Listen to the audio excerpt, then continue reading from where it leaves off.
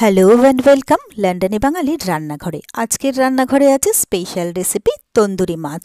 বাইরেটা যেমন ক্রিস্পি, ভেতরে তেমনই নরম, আর সাথে থাকবে দারুণ সুগন্ধি মশলার ফ্লেভার।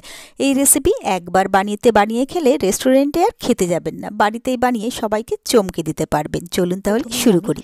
নিয়ে নিয়েছি ফিশ ফিলে। যে কোনো মাছের ফিলেই আপনারা নিতে পারেন।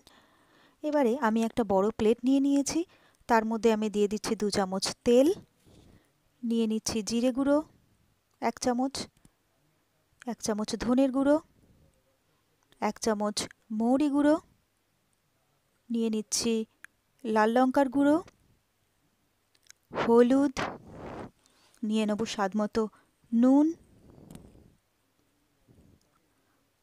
আর নেব 1 চামচ তন্দুরি মশলা। তন্দুরি মশলা না থাকলে গরম মশলাও আপনারা আপাতত ব্যবহার করতে পারেন। আর নিয়ে নিচ্ছি আদা রসুনের পেস্ট। এবার নিয়ে নিচ্ছি টক দই।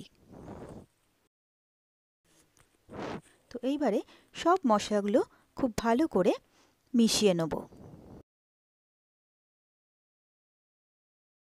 তো সব মশলাগুলো ভালো করে মিশিয়ে নিলাম। এবারে এক একটা ফিলে নিয়ে ভালো করে এই মশলা দিয়ে ম্যারিনেট করে নেব। ফিলেটা দুপাশেই সমানভাবে মশলা লাগিয়ে নিতে হবে। তো এইভাবে একটা একটা করে প্রত্যেকটা আমরা মশলা মাখিয়ে ম্যারিনেট করে নেব।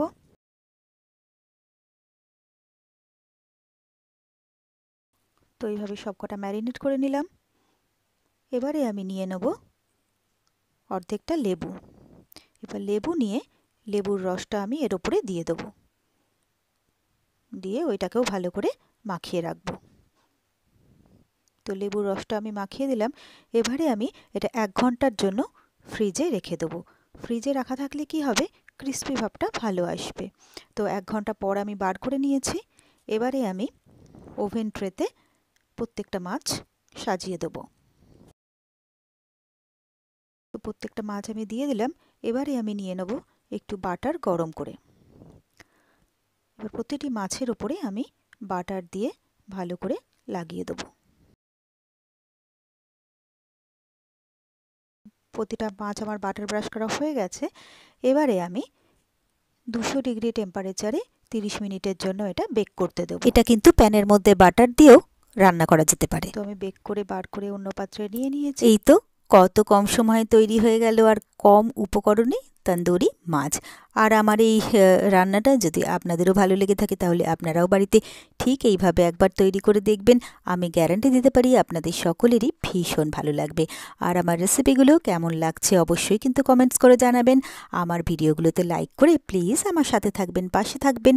আর আমার চ্যানেলটা যদি আপনারা নতুন চেক করতে থাকেন তাহলে প্লিজ চ্যানেলটাকে সাবস্ক্রাইব করে নেবেন আর পাশে থাকা বেল আইকনটা প্রেস করে দেবেন।